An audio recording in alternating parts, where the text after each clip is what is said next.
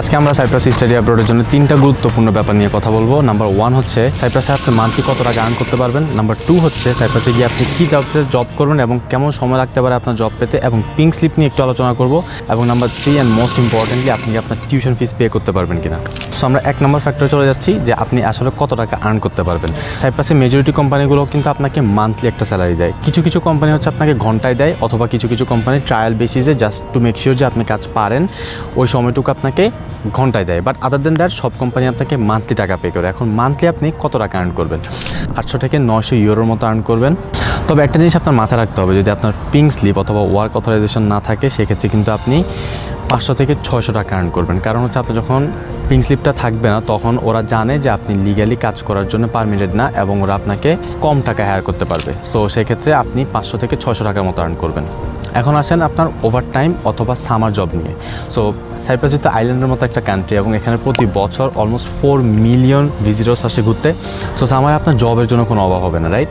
So আপনি যখন full time job করবেন সামারে তখন আপনি 1200 থেকে 1500 ইউরো আর্ন করবেন every month, including obviously overtime. এবং আমি কিন্তু এটা গল্প করতেছি না, 1-2 বছর ধরে যারা সাইপ্রাসে আছে আপনি যদি যাদের সাথে কথা বলেন এই সেম স্টোরিটা পাবেন। কিছু কিছু মানুষের কাছ থেকে আমি এমনও শুনছি যে তারা টিউশন ফিস দেওয়ার পরেও তাদের হাতে কিছু টাকা থেকে যায়। তো সেটা কিভাবে থাকে এই জিনিসটা নিয়ে আমরা স্টেপ নাম্বার 3 অথবা আপনি কি নিজে টিউশন ফিস দিতে পারবেন কিনা সেটা নিয়ে যখন আমরা ডিসকাস করবো তখন আমি এক্সপ্লেন করে আপনাদেরকে বুঝাবো। So stick to the video until the end. আচ্ছা, সো এখন রিসেন্ট টাইমে অনেককে আমি বলতে শুনছি যে সাইপ্রাসে হচ্ছে আপনার কাজ নাই।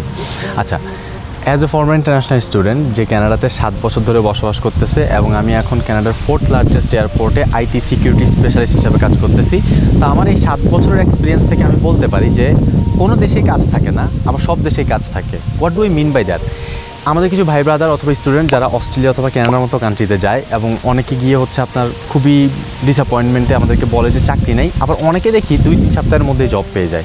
এটার মেইন রিজনটা হচ্ছে আপনি কতটুকু আসলে ডেসপারেট সেটার উপর ডিপেন্ড করবে আপনি কত ফাস্ট অথবা কত স্লো আপনি জব পাবেন। অনেক ভাই ব্রাদার আছে তাদের বাবা মায়ের ফাইন্যান্সিয়াল স্টেবিলিটি অনেক ভালো, ওদেরকে ভালো ব্যাকআপ দিতে পারে। সো ওরা ওভাবে ডেসপারেটলি কাজ খুঁজে না খুঁজে ওরা হচ্ছে সিচুয়েশনটাকে ব্লেম করে। সো আমি আপনাদেরকে অ্যাডভাইস করবো সিচুয়েশন ব্লেম গেম স্টপ করে সাইপ্রাসে যাওয়ার আগেই আপনার প্ল্যান করা উচিত যে ওইখানে আপনি ল্যান্ড করার 2 মাস পর আপনি কীভাবে এই টাইমগুলোকে ইউটিলাইজ করবেন আপনি জব পেতে, কালচারের সাথে অ্যাডাপ্ট করতে এবং ইউনিভার্সিটির যে কারিকুলাম আছে সেটা শিখতে। কারণ ভাই at the end of the day যদি একটা লেজি মানুষ আপনাকে এসে বলে না যে কোনো চাকরি নাই, এবং আপনি যদি তার কথা শুনেন আপনি কিন্তু অলরেডি ডিমোটিভেটেড হয়ে যাবেন। আপনার মাথা অলরেডি ঘুরতে থাকবে যে চাকরি নাই, চাকরি পাতে লেট হবে। মানে আপনি এই চাকরি পাওয়ার জিনিসটাকে আপনি ওইভাবেই অ্যাপ্রোচ করবেন, এবং এন্ড অফ দ্য ডে আপনি আসলেই কিন্তু দেরিতে চাকরি পাবেন, এবং দেখা গেছে অনেক সময় 3-4 মাসও লেগে যায় অনেকের। ডেসপারেটলি ট্রাই করেন, ইনশাল্লাহ সব কিছু হয়ে যাবে। এখন নাম্বার 2তে আমরা আলোচনা করবো যে আপনি কী টাইপস অফ কাজ করবেন, কত সময় লাগে কাজ পেতে, এবং পিঙ্ক স্লিপ পাওয়ার রিয়ালিটির একটু কথা বলবো। সো পিঙ্ক স্লিপ নিয়ে আমরা শুরু করি। হ্যাঁ, পিঙ্ক স্লিপটা পেতে আপনার ইউজুয়ালি 6 মাসের মতো সময় লাগে। সো এই 6 মাস কিন্তু আপনি লিগালি কোনো কাজ করতে পারবেন না, যদিও আমি মোস্ট অফ দ্য মানুষকে দেখি যে ওরা আন্ডার দ্য টেবল কাজ করে। কিন্তু ধরেন আপনি বার্গার কিং, সাবওয়ে, ম্যাকডোনাল্ডসের মতো বড় কোম্পানিগুলোতে কাজ করতে পারবেন না, কারণ they are very much by the book. ওরা হচ্ছে আপনার কোনো এরকম ইলিগাল অ্যাক্টিভিটিসে জড়াবে না। সো অ্যান্ড ওদের রিক্রুটমেন্টের কোনো অভাব নেই, ওদের কোম্পানির পিছনে মানুষ লাইন ধরে দাঁড়িয়ে থাকে চাকরির জন্য। সো ওদের প্রয়োজন হচ্ছে না একজনকে ডকুমেন্টস ছাড়া হায়ার করা। বাট আপনি যখন লোকাল রেস্টুরেন্ট অথবা বিজনেসগুলোতে যাবেন ওরা আপনাকে হায়ার করবে, এবং আপনার এই জন্য ডোর টু ডোর যেতে হবে। মানে অনলাইনে অ্যাপ্লিকেশন করবেন, ওটাতেই স্টপ থাকবেন না। আপনি প্রত্যেকটা রেস্টুরেন্টে গিয়ে আপনার রেজুমি ড্রপ করবেন এবং ওদের সাথে কথা বলবেন, ওদেরকে সুন্দরভাবে বলবেন যে হ্যাঁ আমি নতুন আসছি, আমি লো স্যালারিতেও চাকরি করতে পারবে, আমার জাস্ট একটা অপরচুনিটি দরকার, অ্যান্ড তোমরা আমাকে কাজ দাও, I am very fast learner. এরকম জিনিসপাতিগুলো আপনার নিজেকে ভালো করে প্রেজেন্ট করলেই আপনি ইনশাল্লাহ জব পেয়ে যাবেন। ওকে, সো নেক্সট আমরা কথা বলবো যে আপনি কীরকম জব পাবেন। মেজরিটি 80 to 90% মানুষ হচ্ছে আপনার রেস্টুরেন্টে কাজ দিয়ে শুরু করে, কারণ এটা হচ্ছে সবচেয়ে ইজিলি পাওয়া যায়। তারপরে রেস্টুরেন্টে আপনি ডিশ ওয়াশার হিসাবে শুরু করবেন, শুরু করে এরপর আপনি অনেকে হচ্ছে সার্ভার অ্যাসিস্ট্যান্ট হিসাবে কাজ করে, অনেকে আবার শেফ হিসাবে কাজ করে। তো এটা হচ্ছে মোস্ট কমন। নেক্সট হচ্ছে কি আপনি অনেকগুলো ফ্যাক্টরিতে কাজ পেতে পারেন, যেমন হচ্ছে আপনার স্টিল ফ্যাক্টরি, বেকারি, এটা তো জবগুলো অ্যাভেলেবিলিটি ভালো থাকে। আপনি যদি রেস্টুরেন্টে কাজ করেন তাহলে আপনি 800 থেকে 900 ইউরোর মতো আর্ন করতে পারবেন। আর আপনি যদি কনস্ট্রাকশন কাজগুলো করেন তাহলে আপনি 1200 ইউরোর মতো আর্ন করতে পারবেন, কারণ কনস্ট্রাকশন অনেক ফিজিক্যালি ডিমান্ডিং একটা জব, সো আপনাকে ওরা পে বেশি করে এই জবে। সো এখন আমরা কথা বলি চাকরি পেতে আপনার কেমন সময় লাগতে পারে। সো এটা কমপ্লিটলি ডিপেন্ড করে আপনি কোন সেমিস্টারে যাচ্ছেন। ফেব্রুয়ারি সেমিস্টার ফর এক্সাম্পল, আপনি যদি ফেব্রুয়ারি সেমিস্টারে যান তাদের খুব একটা বেশি সমস্যা হবে না, কারণ ফেব্রুয়ারিতে উইন্টার সিজনটা শেষ হয় এবং সামার সিজনটা আস্তে আস্তে পিক করা শুরু করে। সো ফেব্রুয়ারি সিজনে যারা যাবেন তারা হয়তো 1 থেকে 2 মাসের মধ্যে একটা জব পেয়ে যাবেন, রাইট। বা যারা অক্টোবর সেশনে যাবেন তাদের হয়তো জবটা পেতে একটু টাফ হতে পারে, তাদের 2 থেকে 3 মাসের মতো সময় লেগে যেতে পারে। কারণ হচ্ছে গিয়ে অক্টোবর সেশনটা এমন একটা টাইম যখন তাদের উইন্টারটা শুরু হয়। আর যেটা আমি অলরেডি মেনশন করছি যে এই কান্ট্রিটাতে অনেক বেশি ট্যুরিস্ট থাকে, ট্যুরিস্ট আসে সামারে ওদের বিজনেসটা একদম পিকে থাকে। বাট এই যে উইন্টারে মানুষ খুব একটা বেশি রেস্টুরেন্টে আসে না বা বাইরে যায় না, এটা কিন্তু ডিফারেন্ট একটা অপরচুনিটিও ক্রিয়েট করে দেয়, সেটা হচ্ছে ফুড ডেলিভারি। তারা যখন বাইরে আসে না তারা কিন্তু বাসায় বসে অর্ডার করে। সো আপনি চাইলে ওখানে গিয়ে ফুড ডেলিভারি শুরু করতে পারেন। সেক্ষেত্রে আপনার একটা ফুড ডেলিভারির অ্যাকাউন্ট কিনতে হবে, এটা মাথায় রাখবেন। আমরা আপনাকে এটাতে হেল্প করতে পারি, বাট অবভিয়াসলি আমরা সবাইকে করতে পারবো না, যেহেতু আমরা আমাদের ফর্মার যে ভাই ব্রাদাররা আছে বা যে স্টুডেন্টরা যায় ওদের মাধ্যমে হেল্প করি। সো আমরা অনলি তাদেরকেই হেল্প করার মতো ক্যাপাসিটি আছে যারা আমাদের মাধ্যমে কাজ করে। সো আপনি যদি আমাদের মাধ্যমে কাজ করেন ডেফিনেটলি আমরা আপনাকে এই ফুড অ্যাকাউন্ট ম্যানেজ করা, বাসা নেওয়া, জব ম্যানেজ করা, সব কিছুতে আমরা আপনাকে হেল্প করবো অফকোর্স, রাইট। আচ্ছা, এখানে বলে রাখি অক্টোবর কিন্তু ওদের মেইন সেশন। সো অক্টোবরে জব পেতে একটু কষ্ট হয়, এটা চিন্তা করে কিন্তু আবার অক্টোবর সেশনটা মিস করবেন না, কারণ ওইখানে সবচেয়ে বেশি ভিসা হয় এবং ওখানে সবচেয়ে বেশি কোর্সেসও অ্যাভেলেবল থাকে, রাইট। জব ফার্স্ট পাওয়ার জন্য আমি আপনাদেরকে 3টা অ্যাডভাইস দিতে চাই। একটা হচ্ছে গিয়ে আপনি শহরের বাইরে গিয়ে জব খোঁজা শুরু করেন। সিটি যেহেতু অনেক হ্যাপেনিং, সিটিতে সবাই জবের জন্য অ্যাপ্লিকেশন করে, সো এখানে কম্পিটিশনটাও অনেক হাই। সো আপনি নিউ কামার হয়ে কোনো এক্সপিরিয়েন্স ছাড়া যখন সিটির জবগুলোতে অ্যাপ্লিকেশন করবেন, তখন ওদের যদি কোনো এক্সপিরিয়েন্স একজন মানুষ থাকে তারা কিন্তু এক্সপিরিয়েন্স জনকে হায়ার করবে রাদার দেন ইউ। সো আপনি সিটির বাইরে গিয়ে যদি অ্যাপ্লিকেশন করতে থাকেন, ওখানে রাশ কম থাকে এবং ওখানে আপনার জব পাওয়ার পসিবিলিটিটাও বেশি থাকে। নাম্বার 2 হচ্ছে বাংলাদেশে থাকতেই নেটওয়ার্কিং শুরু করেন। সাইপ্রাসের অনেক বাংলাদেশি গ্রুপ আছে, অনেক কমিউনিটি আছে, ওদের সাথে নেটওয়ার্কিং শুরু করেন, যেন আপনি ওখানে গিয়েই ওদের মাধ্যমে রেফারেন্স নিয়ে একটা জব শুরু করতে পারেন। আপনি যদি আমাদের মাধ্যমে যান, আমাদের অলরেডি ওখানে স্টুডেন্ট ভাই ব্রাদার আছে, আমরা ওদের মাধ্যমে আপনাকে জব নিতে হেল্প করতে পারবো। নাম্বার 3 এবং সবচেয়ে ইম্পর্টেন্ট হচ্ছে হতাশ হওয়া যাবে না, আপনাকে ডেসপারেটলি খুঁজতে হবে। আপনি যদি চাকরি না পান, আপনাকে বুঝতে হবে যে আপনার যে এফোর্টটা সেটা আরও ইনক্রিজ করতে হবে, আপনাকে আরও ডেসপারেট হতে হবে এবং ইনশাআল্লাহ আপনি চাকরি পেয়ে যাবেন। সো হতাশ হবেন না। ওকে, সো আমরা 3 নাম্বার এবং ফাইনাল টপিকে আসবো, সেটা হচ্ছে আপনি কি আপনার টিউশন ফিস দিতে পারবেন কিনা। সো আমি যদি স্ট্রেট ফরওয়ার্ড একটা আনসার দিই, সেটা হচ্ছে কি ইয়েস, আপনি দিতে পারবেন, কিন্তু আমি আপনাদেরকে ব্রেকডাউন করে দেখাবো যে আমি এটাকে কীভাবে, কেন ইয়েস বলতেছি এবং কীভাবে ইয়েস বলতেছি।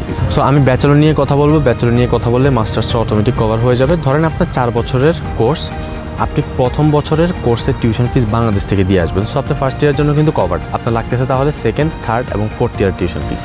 সো এখন আমরা যদি ধরি আপনি ফেব্রুয়ারি 2026 সেশনে যাচ্ছেন, ফার্স্ট 6 মাস কিন্তু আপনার পিঙ্ক স্লিপ থাকবে না। দ্যাট মিনস ওই 6 মাস আপনি লিগালি কাজ করতে পারবেন না। তো ধরেন ওই 6 মাসের মধ্যে 2 মাসের একটা ব্যাকআপ নিয়ে আপনি গেছেন, ওই 2 মাস আপনার জব খোঁজা, কালচার ইন্টিগ্রেশন করা, কারিকুলামটা বুঝাতে চলে গেছে, তাহলে আপনার ফেব্রুয়ারি এবং মার্চ কোনো আপনি আর্ন করতে পারেন নাই, কোনো সেভিংস করতে পারেন নাই। এপ্রিল থেকে আমি ধরলাম আপনি পিঙ্ক স্লিপ ছাড়াই আন্ডার দ্য টেবল একটা জব নিছেন, যেটা আপনি 4 মাস করবেন আনটিল আপনি পিঙ্ক স্লিপ পান। সো এপ্রিল থেকে জুলাই পর্যন্ত আমি ধরলাম আপনি 500 টাকা করে আর্ন করতেছেন, যার মধ্যে 350 টাকা আপনার নিজের খরচে চলে যাবে, আর থাকবে 150 টাকা।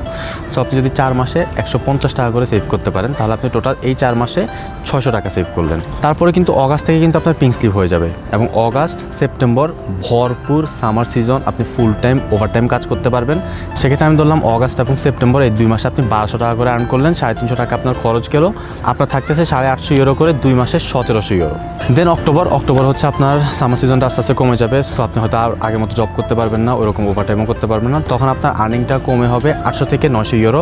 সো আমি 800 ইউরো ধরলাম।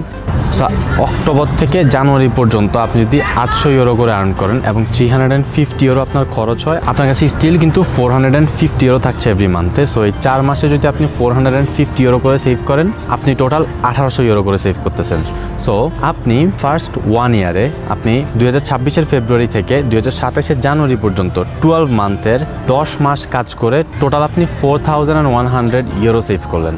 এখন আপনি কি জানেন যে সেকেন্ড ইয়ার থেকে আপনার টিউশন ফিসটা হতে পারে 2200 ইউরো থেকে হাইয়েস্ট 3500 ইউরো, ডিপেন্ড করতেছে আপনি কোন ইনস্টিটিউশনে পড়তে যাইতেছেন। তাহলে আমরা এই হিসাবটা থেকে খুবই ইজিলি দেখতেছি আপনি কিন্তু টিউশন ফিস দেওয়ার পরেও আপনার কাছে হাইয়েস্ট 1900 থেকে লোয়েস্ট 600 ইউরো আপনার থেকে যাওয়ার কথা। আর দ্বিতীয় বছর থেকে আপনার কাছে পিঙ্ক স্লিপ থাকবে, আপনার নেটওয়ার্কিং হবে, অনেক কিছু চিনবেন, তখন আপনি আর্ন আরও ভালো করতে পারবেন বলে আমি মনে করি। ফার্স্ট ইয়ার আপনি 2 মাস কাজও করতে পারবেন না, সেকেন্ড ইয়ার আপনি ওই 2 মাসও কাজ করতে পারবেন, পুরো 12 মাসই কাজ করতে পারবেন। সো সেকেন্ড ইয়ারে you are suppose to make more more money. এই ক্যালকুলেশনটা থেকে আমার কাছে মনে হচ্ছে যে সাইপ্রাস আসলে একটা আন্ডারডগ। আপনাকে আমি একটা ছোটো কাজ দিই, আপনার যদি ইউরোপে কোনো ফ্রেন্ড থাকে ওদেরকে কল করে জিজ্ঞেস করবেন যে ওরা কত টাকা সেভ করতে পারে। And I can guarantee you যে 95%ই বলবে যে ওরা খুব একটা বেশি টাকা সেভ করতে পারে না, কারণ সেন্ট্রাল ইউরোপ এবং নর্ডিক কান্ট্রিগুলোতে কিন্তু আপনার টিউশন ফিজ এবং লিভিং এক্সপেন্সেস অনেক বেশি। সো আপনার বাবা মায়ের যদি অনেক বেশি টাকা পয়সা না থাকে এবং আপনি খুব তাড়াতাড়ি এই দেশটা ছেড়ে যেতে চাচ্ছেন, সাইপ্রাস হতে পারে আপনার জন্য একটা ভালো একটা গেটওয়ে। এবং আমি জেনুইনলি এটা বিশ্বাস করি যে সাইপ্রাস আপনাদের অনেকগুলো প্রবলেম সলভ করতে পারে। যেমন আপনার যদি লো আইএলটিএস থাকে, সিজিপিএ যদি লো থাকে, স্টাডি গ্যাপ যদি অনেক বেশি থাকে এবং আপনার বাজেটও যদি লো থাকে, এই সবগুলোর কিন্তু সমাধান আপনাকে সাইপ্রাস দিবে। এবং আপনি যখন এই দেশটা ছেড়ে যাবেন, সাইপ্রাস একটা ভিসা থাকবে, ওখানে পড়াশোনা করবেন, ওইখান থেকে কিন্তু পড়াশোনা শেষ করে আপনি অন্য দেশে মুভ করতে পারবেন। অথবা আপনি যদি ব্যাচেলরে যান, 2-1 বছর পড়াশোনা শেষ করে ক্রেডিট ট্রান্সফার করেও কিন্তু আপনি অন্যান্য দেশগুলোতে চলে যেতে পারবেন। সো আপনার জন্য মেইনলি ইম্পর্টেন্ট হচ্ছে আপনার আগে পাসপোর্টটা আপগ্রেড করা, পাসপোর্ট একটা ইউরোপিয়ান কান্ট্রির ভিসা লাগানো। আচ্ছা, এখন আমি আমাদের একটু মার্কেটিং করব। আমরা সাইপ্রাস নিয়ে কাজ করতেছি এবং আমরা কমপ্লিটলি ফ্রিতে কাজ করতেছি। কোনো ফাইল ওপেনিং চার্জ নাই, ইউনিভার্সিটি অ্যাপ্লিকেশন, ভিসা অ্যাপ্লিকেশন এবং সার্ভিস চার্জ কোনো কিছুই নেই। আমরা কমপ্লিটলি ফ্রিতে কাজ করতেছি। আর 10টা ফাইল হয়ে গেলে আমরা ক্লোজ করে দিব। সো আপনি যদি কাজ করতে চান আমাদের সাথে, definitely reach out to us, অথবা আমাদের মালিবাগ অফিসে চলে যান এবং ওখান থেকে আমরা কাজ শুরু করে দিতে পারি। অক্টোবর 2025 ইনটেকের অলরেডি 6টা ব্লু পেপার আমরা পেয়ে গেছি। অক্টোবর ইনটেকে আমরা খুব লিমিটেড পরিসরে কাজ করছি। যাই হোক, আজকে এখান পর্যন্ত শেষ। সবাই ভালো থাকবেন। ভিডিওটা দেখার পরেও যদি কোনো কোয়েশ্চেন থাকে আমাদের মালিবাগ অফিসে ভিজিট করেন অথবা ভিডিওতে কমেন্ট করতে পারেন, and I will get back to you guys, and I will see you guys in the West.